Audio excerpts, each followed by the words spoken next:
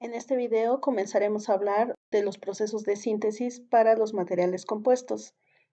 En general, estos se dividen en tres grandes grupos: aquellos en donde el procesamiento es en estado líquido, en estado sólido y en estado vapor. Algunos de ellos, como podemos observar en la imagen, requieren de un preprocesamiento, es decir, la preparación del refuerzo previa a la producción del compósito. Ejemplos de esto son las técnicas de infiltración, en donde se lleva a cabo la preparación de una preforma. También procesos en estado sólido que involucran molienda, la técnica de unión por difusión, en donde las láminas y las fibras requieren una preparación previa. Y por último, la técnica de deposición, en donde también las fibras a emplear requieren de un preprocesamiento. Como podemos observar también, no todos los tipos de refuerzo pueden emplearse en un proceso de síntesis en específico. Como está indicado en la parte de preprocesamiento, algunos pueden emplear partículas, fibras cortas, fibras continuas, monofilamentos. Entonces, antes de seleccionar un método de producción, es conveniente analizar el tipo de refuerzo que puede ser empleado. La siguiente etapa es en sí la producción del material compuesto. Una vez que este es obtenido, algunas técnicas requieren de un proceso secundario o un procesamiento secundario, en donde se le da la forma al material compuesto, se le da la forma final al material compuesto. Ejemplos de esto son las técnicas de stir casting, de infiltración, de igual forma spray casting, el sinterizado en fase líquida y algunos otros procesos de síntesis en fase sólida. No todos, como mencionamos, requieren de este procesamiento secundario. Ejemplos de estos son diffusion bonding y deposición. Finalmente, una vez que ya se le ha dado la forma final al componente, el resto es llevar a cabo un maquinado o alguna rectificación o alguna unión. Dentro de las técnicas de procesamiento más comunes, vamos a encontrar aquellos que se llevan a cabo en fase sólida y la mayoría en fase líquida. Dentro de los procesos en fase sólida, nos centraríamos principalmente en aquellos en los que está involucrada la molienda y posteriormente síntesis y compactación de una forma en verde, es decir, metalurgia de polvos. Un segundo proceso sería la técnica de adhesión por difusión o unión por difusión. Dentro de los procesos de fase líquida estaríamos hablando de 4 grandes grupos. El primero, en donde involucraríamos todos los procesos de infiltración.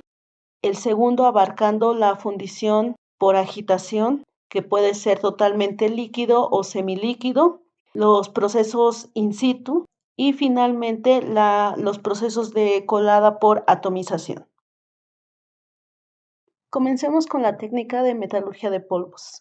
La técnica de metalurgia de polvos es una técnica de procesamiento en la que los materiales, en este caso materiales particulados de la matriz y de los refuerzos, son empleados para fabricar productos finales o semiterminados.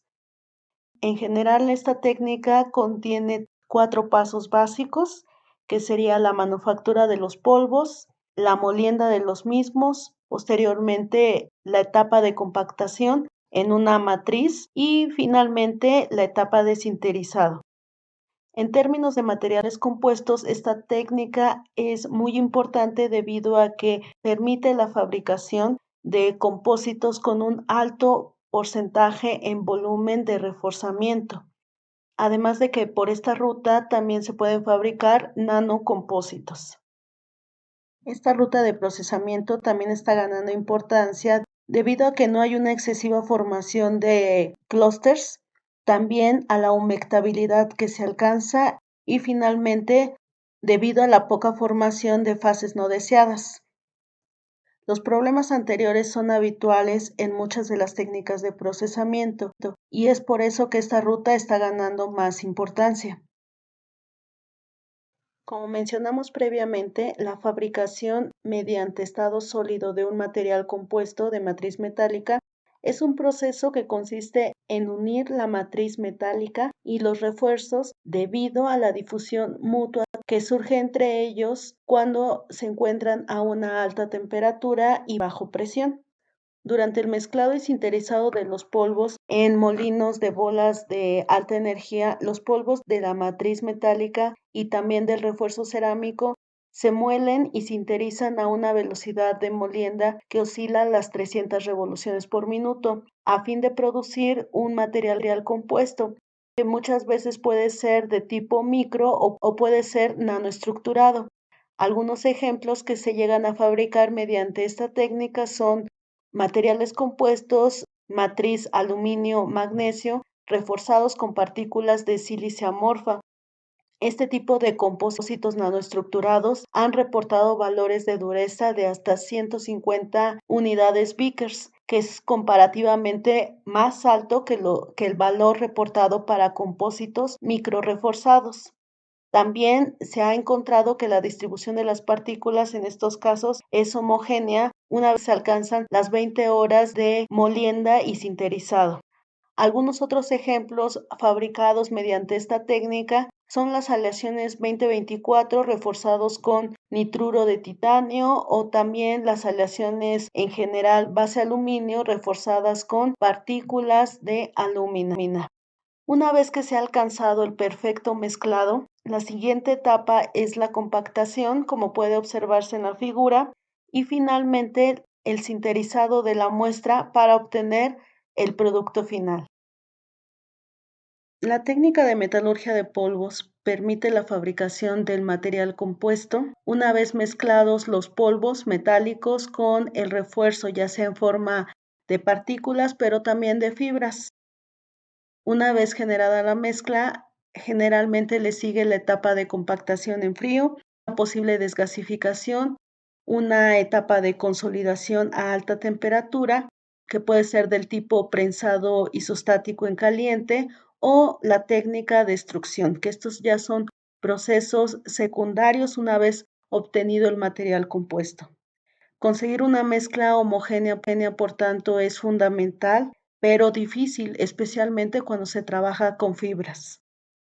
Los materiales compuestos de matriz metálica producidos mediante esta ruta pueden ser extruidos y es un procesamiento secundario muy común.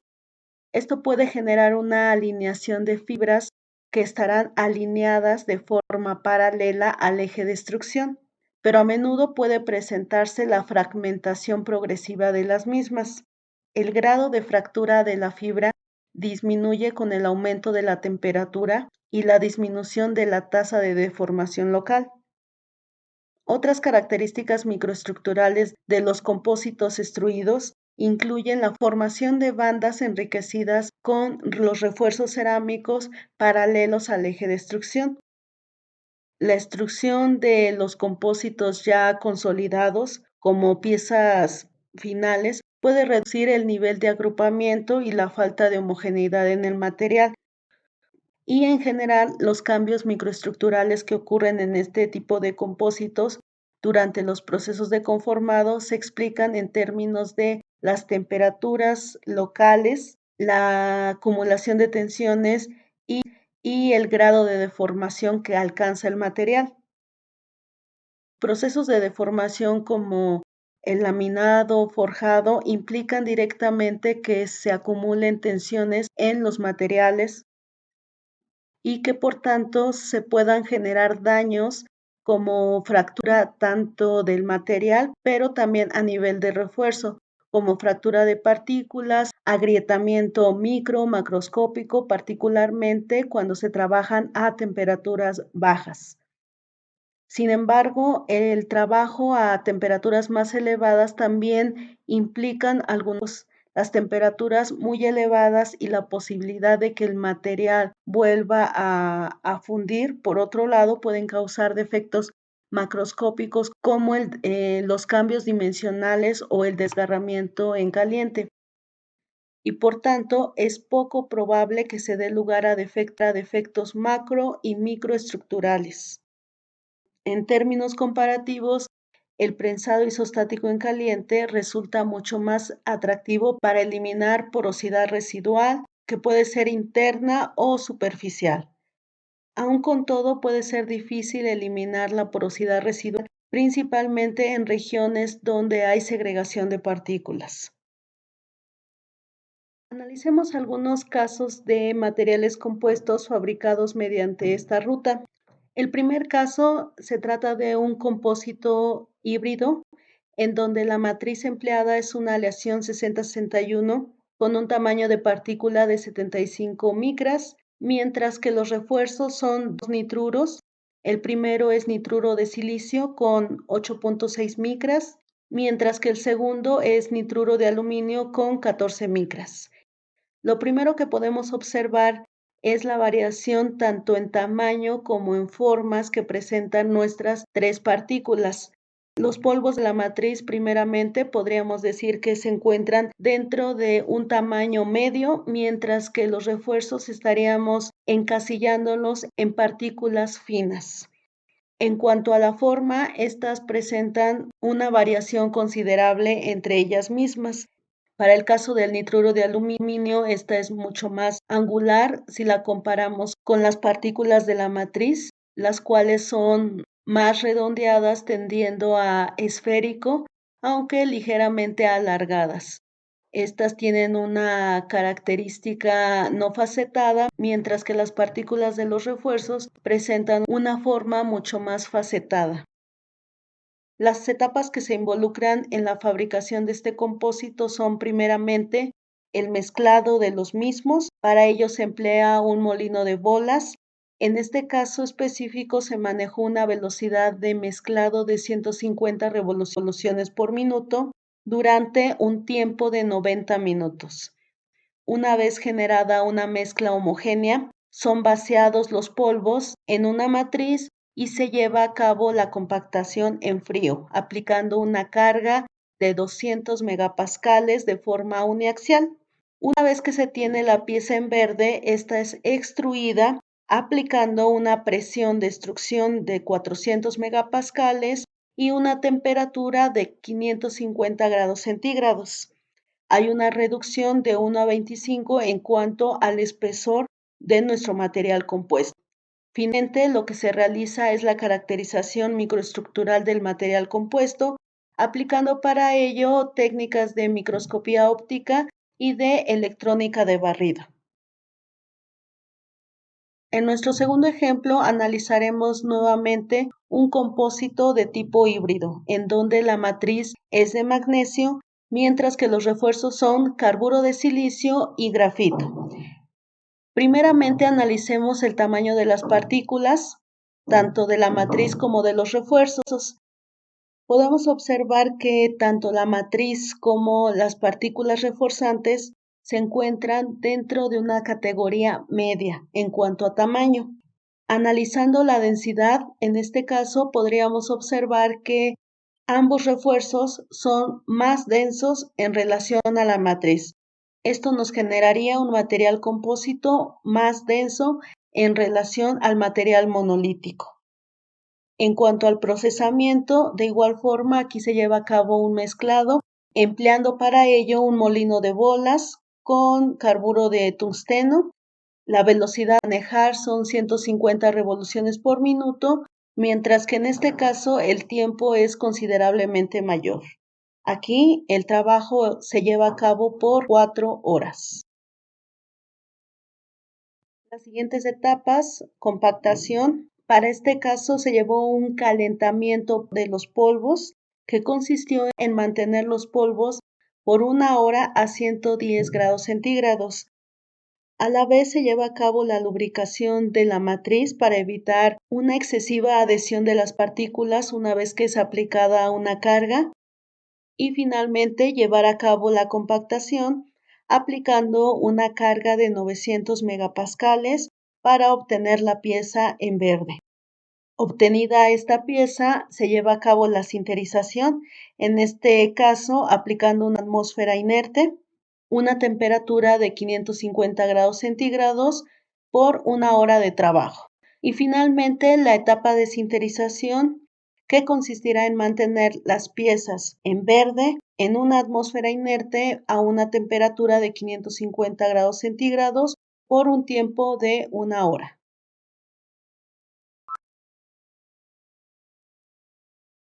The sintering metal process, also called press and sinter process, starts with a metal powder. Other alloys can be added into the mix to give different properties to the finished product. The powder is first poured into a feed ram. The feed ram will move across the die opening and deposit the powder into the die. Next, the compression ram compresses the metal powder to form the shape of the part. A substantial force is needed to press the metal powder into one piece. The compressed part is then ejected and moved away by the feed ram. Material for the next round of pressing is simultaneously added into the die. And a new cycle begins. The cycle repeats to create identical compressed parts for the sintering stage. The next stage usually takes place in a belt conveyor furnace. The compressed parts are heated to a very high temperature, which fuses, or sinters the metal into a solid piece. This process can take up to several days. The parts are cooled slowly to prevent oxidation and defects. After that, the finished parts are ready.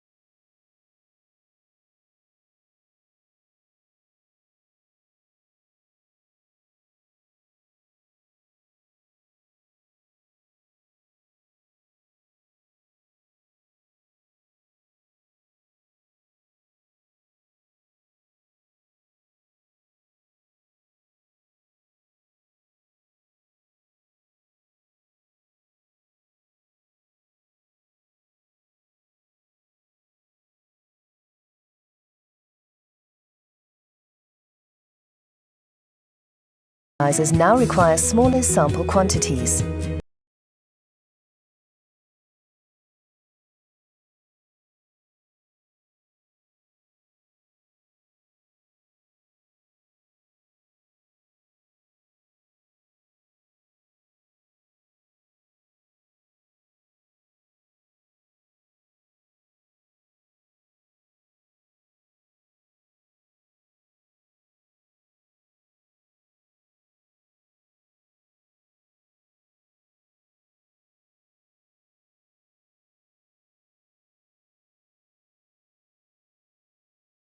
If you would like to prepare a soil sample for elemental analysis, that means analyzing the samples for heavy metals such as chromium, nickel or cobalt, we recommend grinding parts made of zirconium oxide or agate.